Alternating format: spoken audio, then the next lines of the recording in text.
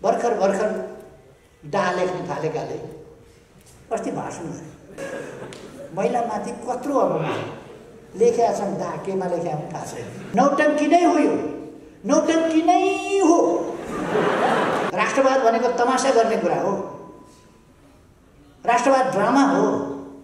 हजुरबा हजुरआमा बा आमालाई ढोगेर कोही बिरामी भयो, संक्रामक रोगले सताएर मर्यो भन्ने सुनिएको छैन। लप पनि होइन, घाइते पनि होइन, पिर पर्या पनि होइन, केही पनि होइन, सबै तमासा हो। हामी रातो झन्डा फहराउनेहरू हौँ, पेरिस डाँडामा जस्तो कालो झन्डा फहराउने होला होइन। हामीलाई कसैसँग प्रतिशोध लिनुपर्ने केही छैन। हामीलाई देश बनाउनु छ। देश बचाउने हो भने, देश बनाउने हो भने हामीले हाम्रो मति ठिक ठाउँमा राख्नु पर्दछ। पहिलो कुरो, बुद्धिमान मान्छे मति भ्रष्ट भयो भने कति खतरनाक हुन्छ विचार गर्नुहोस् त। आज 20औं शताब्दी 21औं शताब्दी कस्तो भइसक्यो भने 2 पल्ट किडनी फेरेर 4वटा किडनी लिएर काम गरेको मान्छे म तपाईँहरूको अगाडि बोलिरहेको छु। केपी ओलीका छोराछोरी छैन,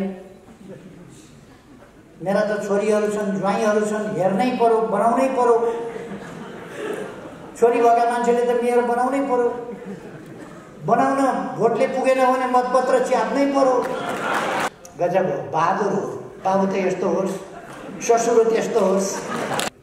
म उहाँलाई भन्न चाहन्छु, उहाँलाई त्यो ठाउँमा पुर्याउने योद्धाहरूका छोराछोरी छन् कि छैनन्? उहाँलाई त्यो ठाउँमा पुर्याउने योद्धाहरूका छोरीहरू छन् कि छैन? ज्वाइँ छन् कि छैन? आफन्त छन् कि छैन? ती योद्धाहरू छन् कि छैनन्? लड्ने बेलामा, ज्यान दिने बेलामा योद्धा चाहियो, अरूका छोराछोरी चाहियो। आफ्ना छोराछोरी विदेश राखेर पढाउने, अनि तर मार्ने बेलामा मेरा त छोराछोरी छन्, के गर्ने? हामी न्युक्लियस फ्यामिली भने जस्तो चराको गुण जस्तो होइन। एउटा भाले, एउटा पोथी, 2टा अन्डा।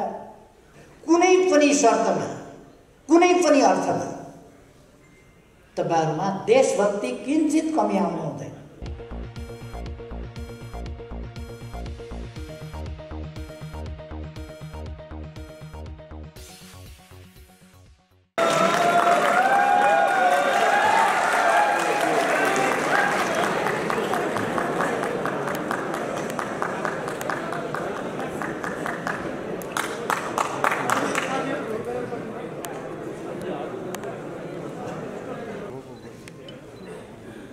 यति बिघ्न धेरै साथीहरू वक्ता हुनुहुन्छ, त्यसकारण भाषणको कुनै खाँचो हुँदैन भन्ने मलाई विश्वास छ। सबै विषयहरूमा, सबै पक्षहरूमा विभिन्न कोणबाट साथीहरूले प्रकाश पार्नु नै हुनेछ। त्यसकारण मैले धेरै केही भन्नु पर्दैन। आजको राष्ट्रिय राजनीति हामी सबैलाई थाहा छ। हामी एउटा शान्तिपूर्ण, वैधानिक, लोकतान्त्रिक, विधि र बाटोबाट राष्ट्रियताको पक्षमा, लोकतन्त्रको पक्षमा, जनजीविकाको पक्षमा, जनताका हितहरूका विभिन्न सवालहरूका पक्षमा, सामाजिक न्याय र समानताका पक्षमा, अथवा खास गरी हामीले लडेर ल्याएको संविधानको रक्षा गर्ने, हामीले लडेर स्थापित गरेको संघीय लोकतान्त्रिक गणतन्त्रको रक्षा गर्ने, लोकतान्त्रिक प्रणालीलाई सही बाटोबाट अन्यत्र कुबाटोमा लान नदिने ती प्रयासहरूमा जुटिरहेका छौँ, अथवा तिनका लागिको एउटा राजनीतिक लडाईँ लडिरहेका छौँ।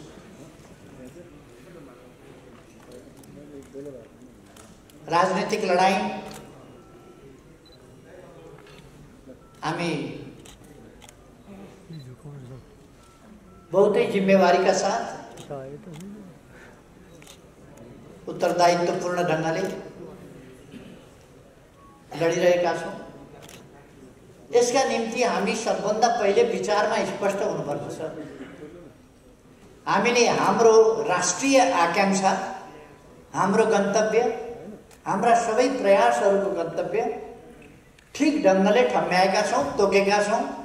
समृद्ध नेपाल, सुखी नेपाल। नेपाल समृद्ध हुनुपर्दछ र नेपाली सुखी हुनुपर्दछ।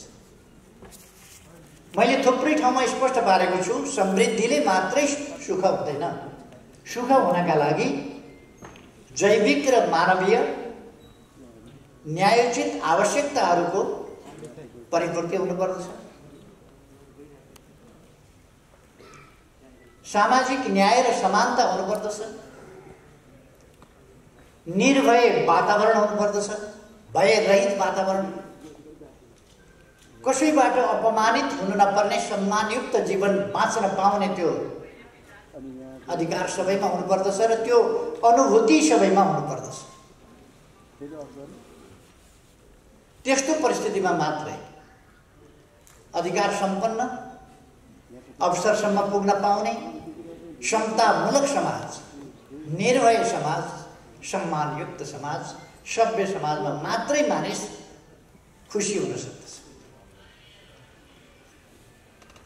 त्यसकारण यो हामीले हाम्रो राष्ट्रिय आकांक्षा भनेर हामीले नेपालका लागि तोकेका छौँ, तर यो विश्व मानव समुदायका लागि नै वास्तवमा एउटा गन्तव्य हो। समृद्धि, समानता, सुख। हजारौं वर्ष अगाडि हाम्रा पूर्वजहरूले सर्वे भवन्तु सुखिनः भनेर मानिस के चाहन्छ अन्तिममा, अन्तत्वगत्वा मानवीय इच्छा आकांक्षाको गन्तव्य के हो भन्दा सर्वे भवन्तु सुखिनः, सबै सुखी हौँ, अर्थात् सबै सुख चाहन्छन्, त्यसकारण सुखी हौँ। सुख चाहन्छ मानव जातिले। मानव जातिका सबै प्रयासहरू, सबै प्रकारका चेष्टाहरू, जुनसुकै पेसा होस्, व्यवसाय होस्, जेसुकै होस्, तिनको अन्तिम गन्तव्य के हुन्छ भन्दा सुख प्राप्ति हुन्छ। सुखी भएर बाँच्न पाइयोस्। अभाव, गरिबी जस्ता कुराहरू नहुन्। न्यायोचित प्राप्ति। मैले सुरुमा भने जैविक र मानवीय आवश्यकताहरूको न्यायोचित प्राप्ति, समतामूलक, समतायुक्त समाज र निर्भय सम्मानयुक्त जीवन, यही मानव जातिको सुखको बाटो। हामीले त्यो लक्ष्य निर्धारण गरेका छौँ। हामी कुनै आवेश उत्तेजनामा छैनौँ, आक्रोशमा पनि छैनौँ, प्रतिशोधमा पनि छैनौँ। कसैप्रति आग्रह, पूर्वाग्रह, दुराग्रह लिएर कुनै प्रतिशोध सार्नु पर्ने पनि हामीलाई छैन। हामी रातो झन्डा फहराउनेहरू हौँ, पेरिस डाँडामा जस्तो कालो झन्डा फहराउने होला होइन। हामी रातो बेलुन उडाउनेवालाहरू हौँ, कालो बेलुन उडाउनेवालाहरू होइन। हामी सडकमा हिँड्दा रातो झन्डा बोकेर हिँड्नेहरू हौँ, काला झन्डा बोकेर हिँड्नेवाला हौँ। हामी रातो, उज्यालो, चम्किलो भविष्यतर्फको गन्तव्य हाम्रो हो। अन्धकारतर्फ, अँध्यारोतर्फको गन्तव्य हाम्रो होइन। हामी आफ्ना गन्तव्यको बारेमा बहुतै स्पष्ट छौँ, बिल्कुलै स्पष्ट। हामीलाई कसैसँग प्रतिशोध लिनुपर्ने केही छैन। हामीलाई देश बनाउनु छ, हामीलाई देशलाई विकासको बाटोमा लानु छ, सुशासनको बाटोमा लानु छ। त्यसका निम्ति हामीले भ्रष्टाचार न्यून गर्दै नियन्त्रण गर्नुपर्नेछ, समाप्त पार्नुपर्नेछ। र हामी हाम्रा ती उद्देश्यहरूमा, ती गन्तव्यहरूमा, ती बाटोहरूमा स्पष्ट छौँ।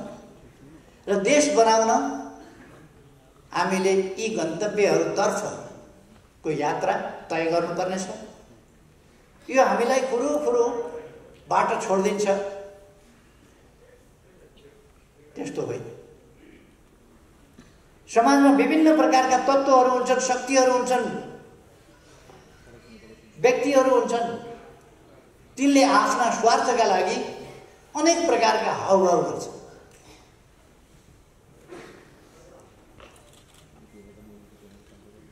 तिनीहरूले जनतालाई सिनेमा देखाउँछन्। सिनेमा भनेको हिरो हुन्छ, हिरोइन हुन्छ, लभ पर्या हुन्छ, धुमधाम, हिरोइन घाइते हुन्छ, सख्त घाइते, हिरो व्याकुल हुन्छ, दुखित हुन्छ, रुन्छ। वास्तवमा केही पनि होइन। तिनीहरूको लभ पर्या हो, लभ पनि होइन, घाइते पनि होइन, पिर पर्या पनि होइन, केही पनि होइन, सबै तमासा हो। केही मान्छेहरू सिनेमा देखाउन आउँछन्, नाटक देखाउन आउँछन्, रुन्छन्, तमासा गर्छन्, झुक्क्याउँछन् जनतालाई। हामीले जनतालाई त्यस्ता तत्त्वहरूबाट सचेत गराउनु पर्दछ, सजग गराउनु पर्दछ।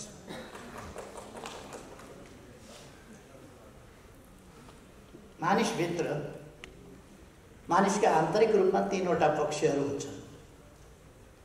एउटा मान्छेको विद्वत्ताको, ज्ञानको पक्ष हुन्छ,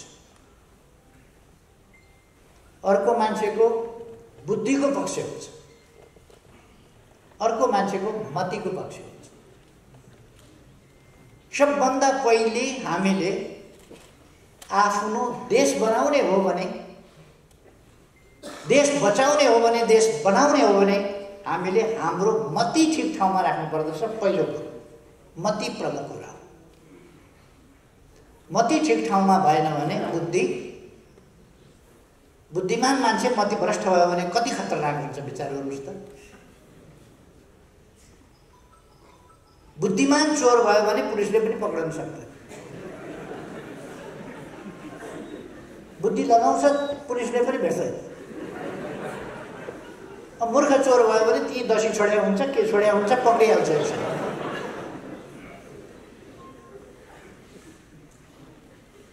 बरु भ्रष्ट मान्छे, अनैतिक मान्छे बुद्धिहीन भयो भने राम्रो, बुद्धिमान भइदियो। मतिहीन मान्छे बुद्धिमान भयो भने खतरनाक हुन्छ।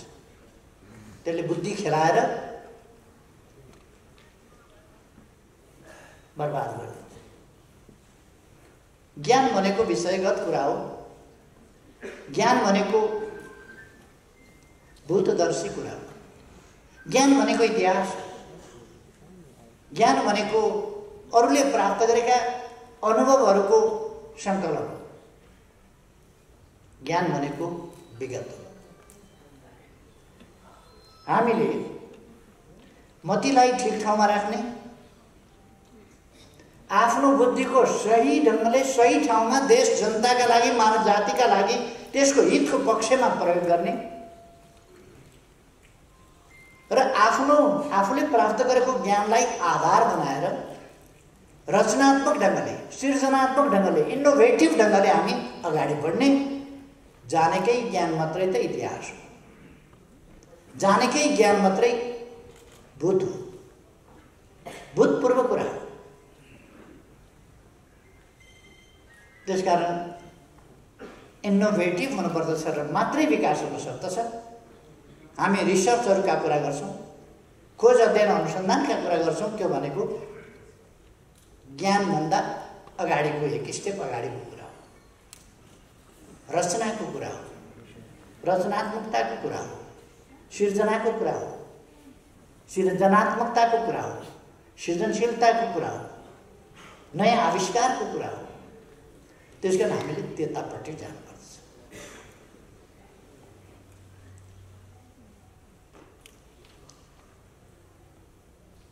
सबभन्दा हामी आज कहाँ छौँ भन्ने कुरा हामीले बुझ्नुपर्छ र हाम्रा कामहरूको परिणाम के हुन्छ भनेर बुझ्नुपर्छ। एक जमाना थियो, कुनै चरालाई चिठी बोकाएर पठाउने, पहिले त्यो चरालाई त्यो ठाउँमा पुर्याउनु पर्यो, त्यो ठाउँ देखाउनु पर्यो अनि ल्याउनु पर्यो, नत्र चराले कुरा बुझ्दैन। फेरि त्यहाँ पुर्याउनु पर्यो, देखाउनु पर्यो, ल्याउनु पर्यो अनि उसलाई मुखमा पत्र चेपाइदिनु पऱ्यो अनि उडाइदिनु पऱ्यो, त्यता फर्काएर अनि ऊ जान्छ त्यो चिठी बुझाएर, उसले बुझ्छ कि यो त्यहाँ पुर्याइदिनु पर्ने हो। अनि त्यताबाट जा भनेपछि फर्क्यो भनेपछि फेरि फर्किन्छ, जति बेला उसले चिठीको जवाफ दिन्छ। चिठी पत्र हाम्रो त्यस्तो हुन्थ्यो। हामी सन्देशहरूलाई कस्तो एउटा उसमा दिन्थ्यौँ, कुन्ती मोक्तानको गीत जस्तो, आगो भरभर आयो आज आगो भरभर आयो, परदेशबाट आउँछन् कि क्या हो आगो भरभर आयो। न मोबाइल थियो न केही थियो, अरब जाने हो भने चिठी कहाँबाट पठाउने, त्यो कताबाट पठाउने चिठी, कसले लिएर आउँछ चिठी, चिठी त आउँदैन थियो।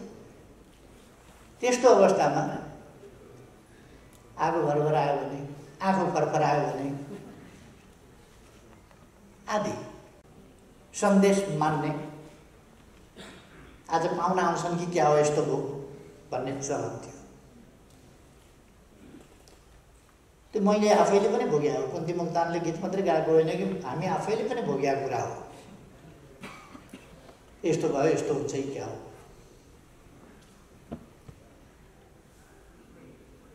पहिले इन्ट्युसन, त्यो जब सम्बन्ध अत्यन्त प्रगाढ हुन्छ, त्यस्तो सम्बन्ध प्रगाढमा त्यसका सङ्केतहरू जान्छन्। जस्तो आफ्नो सन्तान कहीँ सङ्कटमा पर्यो भने आमाहरूले पहिले धेरै थाहा पाउँथे, किनभने सेन्सिटिभ हुन्थ्यो। अहिले त ठेस लाग्यो भने अघि नै फोन गरिहाल्छ, मम्मी मलाई त ठेस लाग्यो खुट्टा भनेर। त्यसकारण आमाहरू पनि धेरै सेन्सिटिभ हुन छोडे। त्यसकारण इन्ट्युसन पनि कमजोर हुँदै गयो। पहिले त इन्ट्युसन बहुत सेन्सिटिभ हुन्थ्यो। आफ्नो बच्चीलाई कहीँ ठेस मात्रै लाग्यो भने पनि आमाले मेरो छाती चस्कियो घबडाउने, त्यस प्रकारका कुराहरू हुन्थे। अहिलेसम्म पनि आमाहरूमा त्यो लक्षण हुन्छ। आफ्नो बच्चा कतै लड्यो मात्रै भने पनि झस्याङ नहुने, त्यो रक्त सम्बन्धको एउटा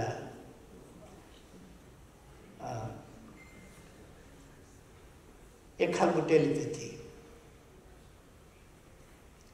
पहिले मान्छेहरूको टेलिपेथिक क्षमता अलिक हाई थियो। अब हामी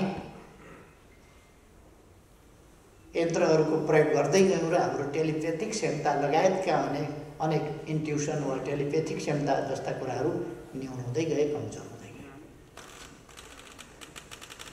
त्यस जमानाबाट हामी विकास गर्दै गयौँ। 20औं शताब्दी हरेक क्षेत्रमा, विज्ञानको प्रविधिको क्षेत्रमा, खास गरी यातायात र सञ्चारको क्षेत्रमा, हवाई यातायात होस्, अरू क्षेत्र होस्, यी क्षेत्रहरूमा असाधारण प्रगति गर्यो। र 20औं शताब्दीको एउटा शताब्दी असाधारण प्रगतिको शताब्दी रह्यो। असाधारण प्रगतिको, यो सामाजिक परिवर्तनको सन्दर्भमा, सामाजिक जागरणको सन्दर्भमा, सामाजिक चेतनाको सन्दर्भमा, अथवा वैज्ञानिक खोज अध्ययन अनुसन्धानको क्षेत्रमा, चिकित्सा विज्ञानको क्षेत्रमा, अन्तरिक्ष विज्ञानको क्षेत्रमा, अनेक क्षेत्रमा यो असाधारण उन्नति प्रगतिको शताब्दी रह्यो 20औं शताब्दी। चन्द्रमामा मान्छे पनि त्यही बेला पुग्यो। सामाजिक न्याय र समानता सहितको प्रणाली हुनुपर्छ भनेर अक्टोबर क्रान्ति जस्ता क्रान्तिहरू त्यसै समयमा भए। वर्गीय उत्पीडन हुन हुँदैन, अब गरिबलाई गरिब भएर बस्न मन्जुर छैन भनेर जनताले शोषण र दमनका विरुद्ध शङ्खघोष गर्ने अवधि पनि त्यही रह्यो। महिलाहरूले समान अधिकार प्राप्त गर्नुपर्छ भनेर मजदुरहरूले विभिन्न मागहरू राखेर आन्दोलन गरेर ट्रेड युनियनका अधिकारहरू प्राप्त गर्ने अवधि पनि त्यही रह्यो।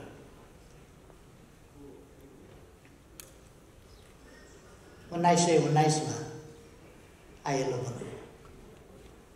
1919 देखि त्योभन्दा अगाडि त्यही शताब्दी वास्तवमा ट्रेड युनियन मुभमेन्टका लागि। यद्यपि मजदुर आन्दोलन 1831 देखि सुरु भयो। फ्रान्सका लियोका मजदुरहरू, तान बन्ने मजदुरहरूबाट सुरु भयो। तर त्यो बढ्दै गएर चार्टिस्ट आन्दोलन आदिको रूप हुँदै पेरिस कम्युन हुँदै, तर त्यो एउटा विकासको आधार मात्रै खडा हुँदै थियो, चेतनाको आधार मात्रै, न्याय र समानताको आधार मात्रै खडा हुँदै थियो। 20औं शताब्दी यस्तो शताब्दी बन्यो जो वास्तवमा परिवर्तनको शताब्दी, खोज अध्ययन र अनुसन्धानको शताब्दी बन्यो।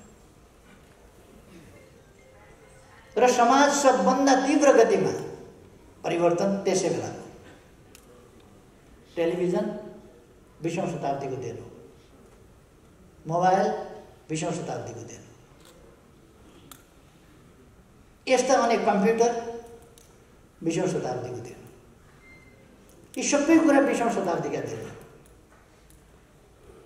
20औं शताब्दी तीव्र विकास र परिवर्तनको शताब्दी रह्यो।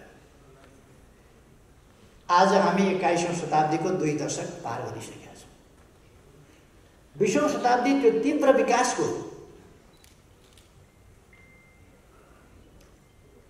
1903 मा प्लेनको आविष्कार हुन लाग्दै थियो। 1903 मा 20औं शताब्दीको सुरुमा, 20औं शताब्दीको बीचमा आइपुग्दा अमेरिकाबाट बम बोकेर गएर जापानमा खसालेर मान्छे सिद्ध्याउने खालको कुरा।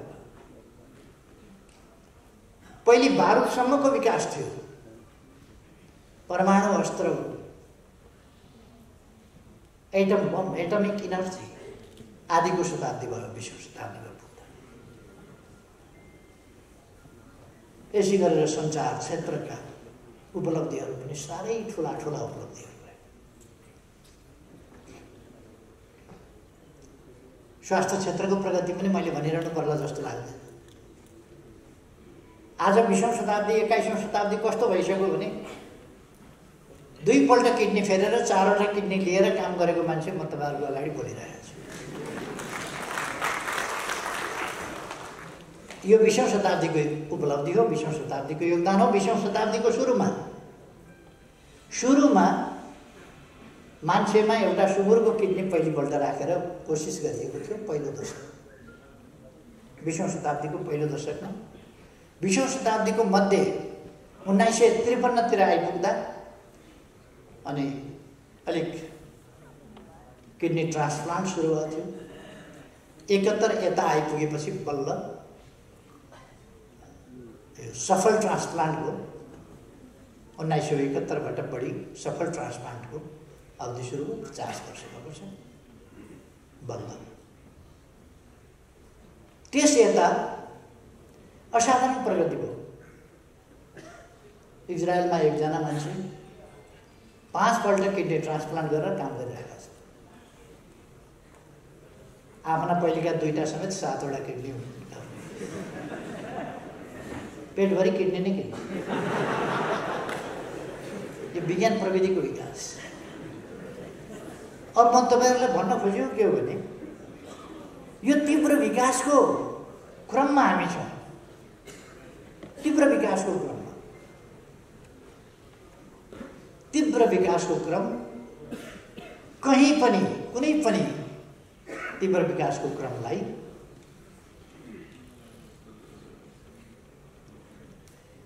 त्यो रोक्ने प्रयासहरू हुन्छन्, बाधा व्यवधान पुर्याउने प्रयासहरू हुन्छन्। सामाजिक परिवर्तनको सन्दर्भमा पनि त्यही हो, बाधा व्यवधान पुर्याउने प्रयासहरू हुन्छन्। ती प्रयासलाई तोडेर हामी अगाडि जान जरुरी छ। सामाजिक परिवर्तनको सन्दर्भमा पनि त्यही हो। अघि मैले सुरुमा भने हाम्रो देश आज एउटा खास लडाईँको स्थितिमा छ।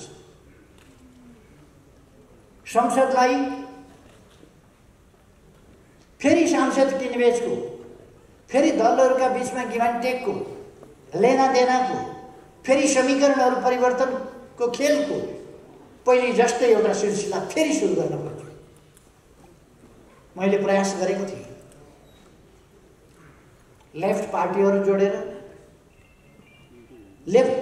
जोडेर एउटा मजबुत लेफ्ट पार्टी जसले देशको सार्वभौम सत्ताको रक्षा गरोस्, भौगोलिक अखण्डताको रक्षा गरोस्, स्वाधीनताको रक्षा गरोस्, इतिहासप्रति गर्व गरोस्, स्वाभिमान माथि उठाओस् र देशको विकासमा समर्पित होस्, देशलाई एउटा आधुनिक सभ्य अरूले पनि आहा भन्ने खालको देश बनाउने कुरामा लागोस्, त्यस्तो पार्टीको परिकल्पना गरेको थियो। तर पार्टी तपाईहरुले देख्नुभयो, एक दिन एउटा राम्रो कामको पनि समर्थन गर्ने आँट नभएको, हुटी नभएको, मन नभएको त्यस्तो पार्टी पो भयो। लिडरसिपको यस्तो पंक्ति तयार गर्न खोजेको थिएँ मैले, जसले देशलाई राम्ररी हाँक्न सकोस्। तर देश हाँक्ने होइन, देशका निम्ति मर्ने होइन, आफ्ना निम्ति मर्ने, आफन्तका निम्ति मर्ने। एकजनाले मलाई जवाफ दिए, परिवारवाद नातागोताका कुरा गर्दा जवाफ दिए, केपी ओलीका छोराछोरी छैन, मेरा त छोरीहरू छन्, ज्वाइँहरू छन्, हेर्नै पर्यो, बनाउनै पर्यो। छोरी भएका मान्छेले त मेयर बनाउनै पर्यो, बनाउन भोटले पुगेन भने मतपत्र च्याप्नै पर्यो। ज्वाइँ छन्, के गर्ने अब, घर किन्दिनै पर्यो, घडेरी किन्दिनै पर्यो, गाडी किन्दिनै पर्यो, पद ओहदा दिनै पर्यो। केपी ओलीका छैन, कसलाई दियोस्, मेरा त छन्, दिन्छु। गजब हो, बहादुर हो, बाबु त यस्तो होस्, ससुरो त्यस्तो होस्। गजब।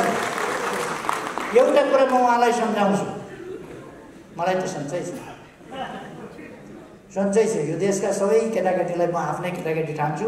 मेरा आफ्नै केटाकेटीका लागि केही गर्नु छैन, त्यसमा मलाई न गौरव, न हर्ष, न विस्मात केही पनि छैन। तर म उहाँलाई भन्न चाहन्छु, उहाँलाई त्यो ठाउँमा पुर्याउने योद्धाहरूका छोराछोरी छन् कि छैनन्? उहाँलाई त्यो ठाउँमा पुर्याउने योद्धाहरूका छोरीहरू छन् कि छैन, ज्वाइँ छन् कि छैन, आफन्त छन् कि छैन, ती योद्धाहरू छन् कि छैनन्? लड्ने बेलामा, ज्यान दिने बेलामा योद्धा चाहियो, अरूका छोराछोरी चाहियो। आफ्ना छोराछोरी विदेश राखेर पढाउने, अनि तर मार्ने बेलामा मेरा त छोराछोरी छन्, के गर्ने? अरूका पनि त छोराछोरी हुन्, अरूका छोराछोरीको पनि ज्यान हो, अरूका छोराछोरीका पनि हात खुट्टा हुन्, अरूका छोराछोरीका पनि टाउका हुन्, अरूका छोराछोरीका पनि ज्यान हुन्। त्यो चाहिँ काठको बनाएको हो, भाँचे पनि हुन्छ, फुटाए पनि हुन्छ, जे गरे पनि हुन्छ। अरूका छोराछोरी के खेलाउने पुतली हुन्, त्यो पसलमा बेच्न राखेका पुतली। त्यति पनि भाउ छैन जनताका छोराछोरीको। तिनको हालत के छ? मैले त छोराछोरी छन्, हेर्नुपर्छ अरे, अरू हेर्नुपर्छै पर्दैन? देश बनाउन भनेर जसलाई होमियो तिनलाई हेर्नुपर्छै पर्दैन? खै मलाई उहाँहरूसँग दन्त बजान गर्नु छैन। कालो झन्डा गाडेर बस्नुभएको छ, कालो झन्डा फहराउनु भएको छ, काला बेलुन उडाउनु भएको छ, काला सपना देख्नु भएको छ, कालो मनसाय लिनुभएको छ। मैले के भन्नु, त्यो त मलाई केही भन्नु छैन।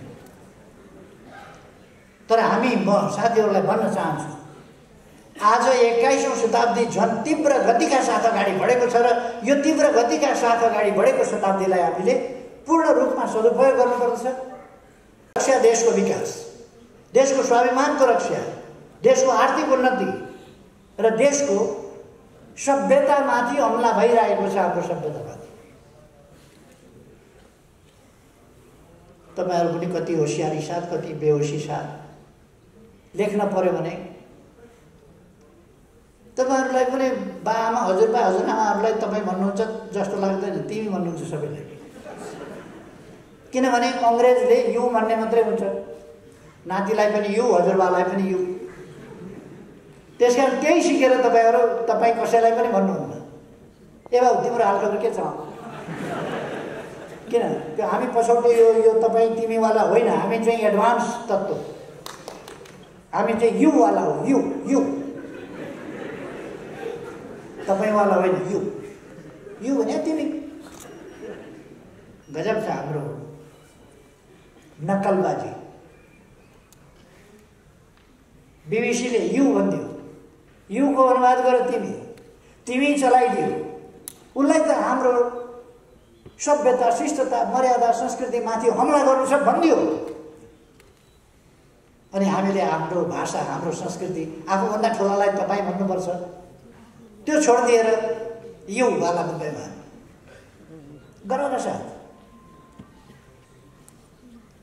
तर हामी फर्किनुपर्छ। हामी न्युक्लियस फ्यामिली भने जस्तो चराको गुण जस्तो होइन।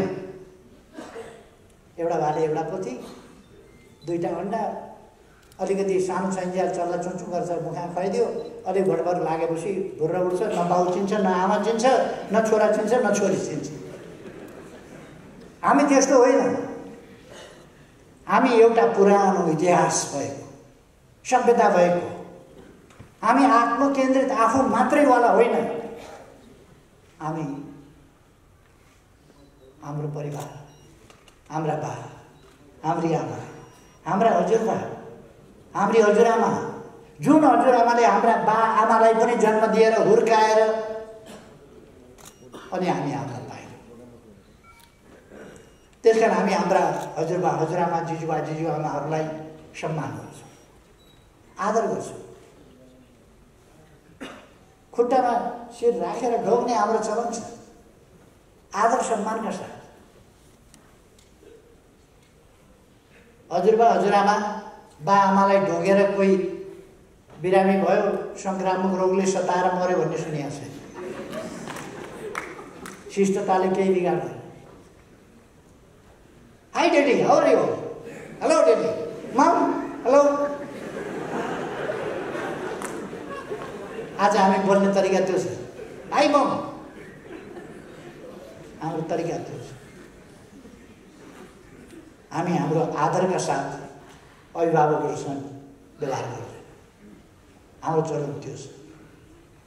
यो मामुली कुरा देखिन्छ, तर यो मामुली कुरा होइन। समाजलाई पहिले तिमी भन्न सिकायो। तिमी भनिसकेपछि के भयो र? तिमी भनिसकेपछि अरू कुरा पनि भन्नु। सम्मान गर्न छोडेपछि, हिजो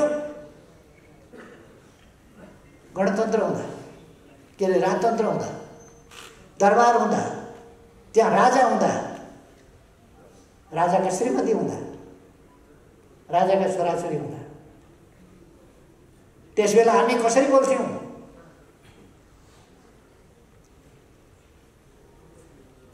हेर्नुहोस् न भन्दैन थियो। आज त हामी हेर्नुहोस् न होइन नि, हेर उहाँले भन्नुभयो भन्दैन थियो। हुकुम बक्स्यो, हेर्नुभयो भन्दैन थियो, नजर भयो। उहाँले खानुभयो भन्दैन थियो, जिउनार भयो। हिँड्नुभयो भन्दैन थियो, सवारी भयो। आज हिँड्नुभयो भन्न, खानुभयो भन्न पनि हामीलाई गाह्रो छ, किनभने हामी हिँडे, खाए, उनले हेरे, यस्तो भाषा मात्रै बोल्छ। हाम्रा आमाले हेरे, हाम्रो आमा दिन्छन्, तिनले पनि हेरे। तपाईँ त्यही लेख्नुहुन्छ होइन कतिपय, त्यही त लेख्नु। मेरो आग्रह के हो भने, एउटा कुरामा हामी होसियार हुनुपर्दछ। एउटा कुरामा हरेक देशको आफ्नो सामाजिक मूल्य मान्यता हुन्छ, प्रचलन हुन्छ। त्यो समाजलाई त्यो सभ्यताले, त्यो मूल्य, त्यो मान्यताले बाँधेको हुन्छ समाजलाई। सामाजिक प्रबन्धहरूले बाँधेको हुन्छ समाजलाई। नाता सम्बन्धहरूका कुराहरूले बाँधेको हुन्छ समाजलाई। त्यो समाज बाँध्ने कुरा हो, त्यसलाई लिएर भेदभाव गर्नुहोस् भन्ने होइन। तर त्यसमा बाँधिएको छ हाम्रो समाज, हाम्रो संयुक्त परिवारको। हाम्रा थुप्रै कुराहरू यति महान छन्, हाम्रा पूर्वजहरूले यति महान काम गरेका छन्, महान कुराहरू गरेका छन्। तिनीको हामी सम्मान गरौँ, ती बुझौँ, ती सिकौँ हामी।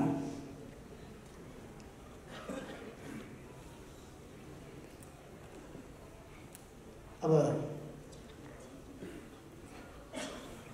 21औं शताब्दीमा सञ्चार जगतले गर्नुपर्ने काम। पहिलो तपाईहरुमा के आवश्यक छ भने कुनै पनि शर्तमा, कुनै पनि अर्थमा तपाईहरुमा देशभक्ति किञ्चित कमी आउनु हुँदैन। देशभक्ति हुन्छ। देशभक्ति नभएको नेपाली त होला नागरिकताको हिसाबले, प्रमाणपत्रको हिसाबले, वास्तवमा मनको विचारको भावनाको हिसाबले जसमा देशभक्ति छैन त्यो के नेपाली। त्यसकारण हामी नेपाली हुनुपर्दछ, नेपाली भएर जिउनु पर्दछ, नेपालका लागि काम गर्नुपर्दछ। हामी बिकाउ वस्तु होइन। हामी गरी खान्छौँ, काम गरेको पारिश्रमिक लिन्छौँ, भत्ता लिन्छौँ, काम गरेको पारिश्रमिक लिनुपर्छ, तर हामी आत्मा बेच्दैनौँ। कामको ज्याला लिन्छौँ, हामी आत्मा बेच्दैनौँ। हामी पहिलो कुरा साँचो अर्थमा देशभक्त हुनुपर्छ, नकली देशभक्त होइन। मैले अस्ति एउटा विदेशी टेलिभिजनलाई अन्तर्वार्ता दिएँ। आलोचना गर्ने ठाउँ कहीँ भेटिएन छ। अनि त्यो पत्रकारले इन्डियामा गएर यो एभरेस्टका नाउँमा किन राखेको, हाम्रो मान्छेले गएर पहिलो नापेको थियो उसको नाउँमा, हामीले त कमसेकम भने हुन्थ्यो। के बोलेछ त्यसपछि यहाँ राष्ट्रवादको बबन्डर मच्यो। उसले सगरमाथा खान्छु भनेको छ र यति साह्रो बहकिनु पर्ने पनि आवश्यकता छैन क्या। त्यो वाहियातमा बहकिएर राष्ट्रवाद भनेको तमासा गर्ने कुरा हो, राष्ट्रवाद ड्रामा हो। राष्ट्रवाद ड्रामा होइन, राष्ट्रको हितको पक्षमा उभिने कुरा, स्वाभिमानको पक्षमा साँचो अर्थमा उभिने कुरा चाहिँ राष्ट्रवाद हो। केही भेटिएन भने एउटा नेताले भाषण गरे, यो अन्तर्वार्ता भनेको यो नौटङ्की हो, नौटङ्की नै हो, यो नौटङ्की नै हो। एउटा नेताले भाषण गरे, नौटङ्की नै हो। अनि कसरी नौटङ्की भयो त्यो बताइदिनुहोस् न त। त्यो छैन नौटङ्की, बोल्ने ठाउँ केही पनि रहेन।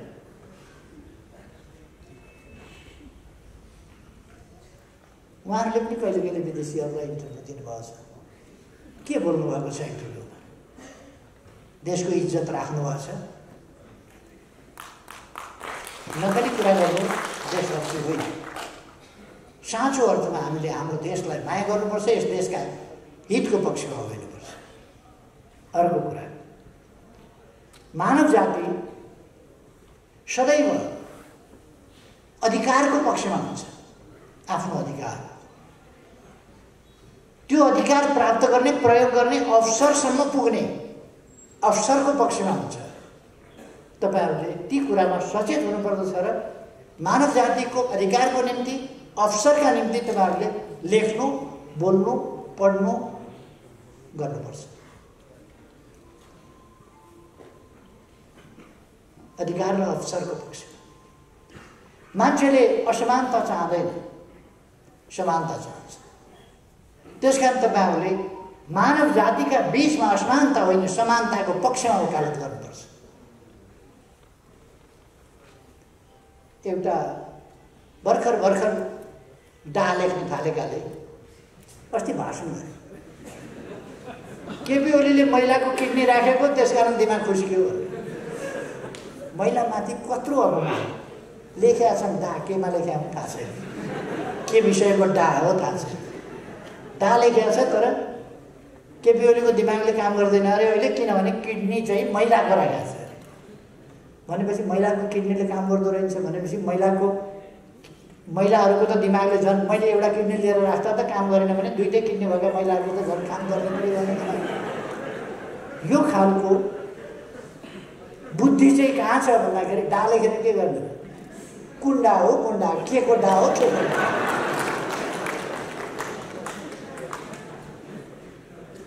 तपाईहरुको बुद्धि त्यस्तो कोल्टे नपरोस्, तपाईहरुको बुद्धि ठिक बाटोमा जाओस्। तपाईहरुले सामाजिक न्याय र समानताको पक्षमा कुरा गर्नुपर्दछ, अधिकारको पक्षमा कुरा गर्नुपर्छ, अवसरको पक्षमा कुरा गर्नुपर्छ, हिंसाका विरुद्ध कुरा गर्नुपर्दछ, शान्तिको पक्षमा कुरा गर्नुपर्छ, निर्भय वातावरण, सबैले निर्भय भएर बाँच्न पाउने वातावरणको पक्षमा तपाईहरुले कुरा गर्नुपर्दछ। तपाईहरुले स्वस्थ लोकतान्त्रिक आचरण व्यवस्थाको कुरा गर्नुपर्छ, अभ्यासको कुरा गर्नुपर्दछ। आफ्नो जीवनमा पनि उदाहरणीय बन्ने अभ्यास गर्नुपर्छ। तपाईको जीवनशैली, तपाईको रहनसहन देखेर अरूले पनि यस्तो हुनुपर्छ। तपाईहरु यस पार्टीसँग सम्बद्ध, आबद्ध, निकट जे हुनुहुन्छ, यो पार्टीसँग निकट भएको हुनाले म तपाईहरुलाई आग्रह गर्न चाहन्छु। पत्रकार हुँ भन्ने बित्तिकै तपाईलाई हेर्दैखेरि मान्छेले तपाईहरु फलानु पार्टीको हो भनेर आफै सोध्नुहोस्, चिन्नुहोस् तपाईहरुलाई, तपाईहरुको आनी बानी पर व्यवहार त्यसरी चिन्नुहोस्। तपाईहरुले सम्प्रेषण गरेको समाचारमा सत्यता छ के भनेर कसैले आशंका गर्ने स्थिति नहोस्। तपाईहरु समाचार स्वार्थका लागि उल्टापल्टा समाचार नपठाउनुहोस्, आफ्नै स्वार्थका लागि पनि असत्य समाचार सम्प्रेषण नगर्नुहोस्। रिस उठ्यो भने पनि नचाहिने कुराहरू नलेख्नुहोस्। कहिले कोहीको मान्छे मन पर्दैन, यद्यपि मन पराउने नपराउने, रिस उठ्ने आदि कुराहरू छोडिदिनुपर्छ। तर पनि तपाईहरुलाई रिस उठिहाल्यो भने पनि रिस उठ्यो भन्दैमा झुटा कुरा, नहुने कुरा कसैको बारेमा लेख्नु वाञ्छनीय हुँदैन। त्यसकारण तपाईहरुले जनताका पक्षमा, लोकतन्त्रका पक्षमा, लोकतान्त्रिक प्रणालीका पक्षमा उभिनुपर्छ। अहिले आफ्ना स्वार्थका लागि, व्यक्तिगत स्वार्थका लागि, देशमा स्थिरता हुन नदिएर, स्थिरता जहाँसुकै जाओस्, देश विकास जहाँसुकै जाओस्, लोकतन्त्र जहाँसुकै जाओस्, आफ्नो स्वार्थ पूरा गर्नका लागि कुदेका 2-4 जना, त्यस प्रकारको मती हामी कसैले लिनु हुँदैन। हामी बहुतै दृढताका साथ तपाईहरुको संगठन सही विचारमा एकताबद्ध र सक्रिय हुनुपर्दछ। तपाईहरुसँग ज्ञान छ, सिप छ, लेख्न जान्नुहुन्छ, बोल्न जान्नुहुन्छ, सबै कुरा गर्नुहुन्छ, तर गलत गर्नुभयो भने, सिप मिलाएर, तरिका मिलाएर गलत कुरा गर्नुभयो भने त्यसले देशलाई फाइदा गर्दैन। तपाईसँग सिप छ, चुप लाएर बस्नुभयो भने, हात बाँधेर, तपाई कलम चलाउनुहुन्न, कम्प्युटर चलाउनुहुन्न, तपाईको ल्यापटप चल्दैन, आइप्याड चल्दैन भने तपाईको ज्ञान, तपाईको बुद्धि तपाईकै भित्रै रहेको दौबादीमा फलाम खाने छ, अहिलेसम्म हामीले निकालेको छैन, तपाईको ज्ञान बुद्धि पनि त्यस्तै हुन्छ। दौबादीमा फलाम खानी छ, अलिअलि फला भएर थोरै हिसाबतिर डल्लो अलिकति भएर खानी छ, तर भर के हाल्ने निकालेको छैन हामीले। तपाईले आफ्नो ज्ञानलाई, आफ्नो सिपलाई, आफ्नो क्षमतालाई प्रयोग गर्नु भएन भने दौबादीको फलत खाने जस्तै हुन्छ, ननिकालेको। 21औं शताब्दीमा, यति गतिसाथ अगाडि बढेको शताब्दीमा तपाईले आफूलाई अप टु डेट राख्नु भएन भने, नवीकरण गर्नु भएन भने, दैनिक तपाईले आफूलाई नवीकरण गर्नुपर्छ।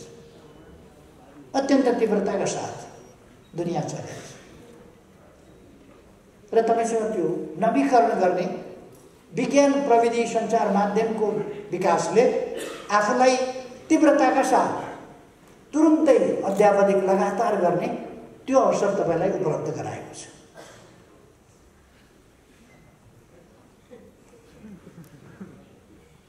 त्यसर्थ तपाईहरुले आफूलाई अध्यावधिक गर्नुपर्छ, नवीकरण गर्नुपर्छ र संगठित ढङ्गले, योजनाबद्ध तरिकाले तपाईहरुको संगठन, तपाईहरु यता बस्नुले पनि ध्यान दिनुपर्छ। तपाईहरुको संगठन एकताबद्ध हुनुपर्छ।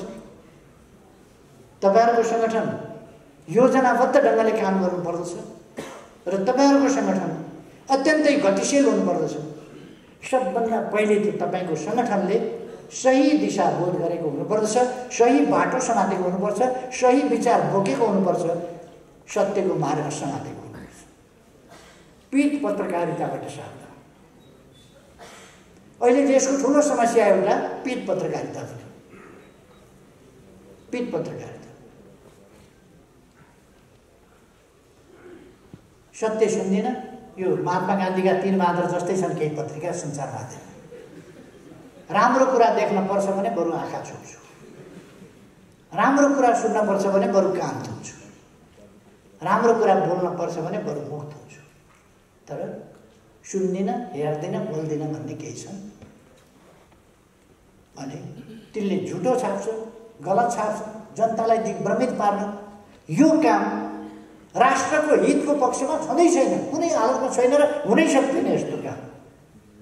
तर कुरो के हुन्छ भने जब मान्छे स्वार्थबाट अन्ध हुन्छ अथवा जब मान्छे आत्मा बेच्छ, त्यसपछि त्यो नर्क पर्छ। नर्कमा गइसकेपछि फर्किन सक्दैन, जिउँदै नर्क जान्छ। के गर्ने, त्यसलाई निकाल्नै सकिँदैन, त्यो त्यहाँबाट उत्रिनै सक्दैन। कुनै घाटमा कुनै तीर्थमा नआउनुहोस्, जेसुकै गर्नुहोस्, लगेर जहाँसुकै जेसुकै गर्नुहोस्, पूजा अर्चना गर्नुहोस्, त्यसलाई योग गराउनुहोस्, व्यायाम गराउनुहोस्, ध्यान गराउनुहोस्, तप गराउनुहोस्, तर आत्मा बेचिसकेपछि। तपाईँहरूले एउटा प्याट्रियोटिजम भन्ने इङ्ग्लिस कविता हेर्नुभएको,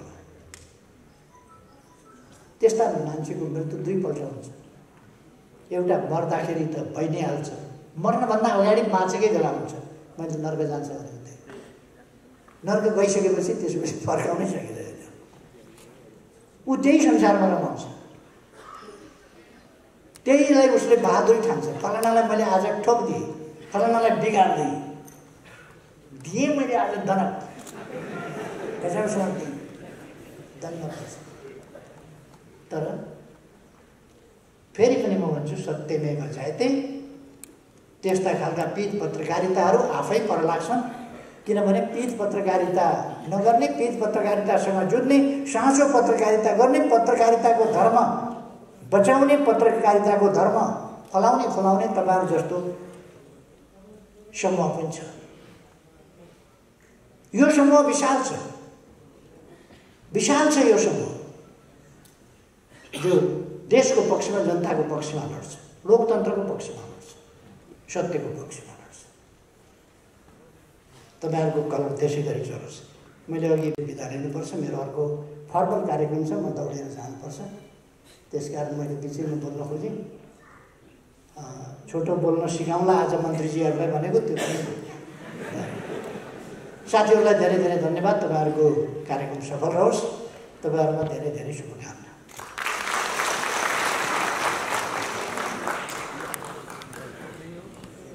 धेरै धेरै धन्यवाद, आभार एवं कृतज्ञता ज्ञापन गर्दछु सम्माननीय प्रधानमन्त्री केपी शर्मा ओलीज्यूप्रति।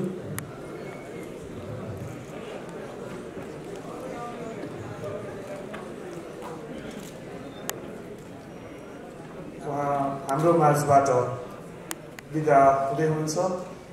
उहाँको यो अमूल्य समयका लागि, व्यस्तताका बावजुद पनि जुन अमूल्य समय दिनुभयो, त्यसका लागि सम्माननीय प्रधानमन्त्री ज्यूप्रति आभार व्यक्त गर्न चाहन्छु। कृपया ताली बजाइदिनु हुन म साथीहरूलाई अनुरोध गर्न चाहन्छु। उहाँको यो समयका लागि विदाईका लागि म साथीहरूलाई हार्दिक अनुरोध गर्न चाहन्छु। यस सङ्गठन नेपाल अझ बलियो हुँदैछ, अझ दरिलो सङ्गठनका रूपमा, त्यसका अगाडि सङ्गठनका रूपमा अगाडि बढ्नेछ। यो प्रतिबद्धता पनि हामी व्यक्त गर्न चाहन्छौँ।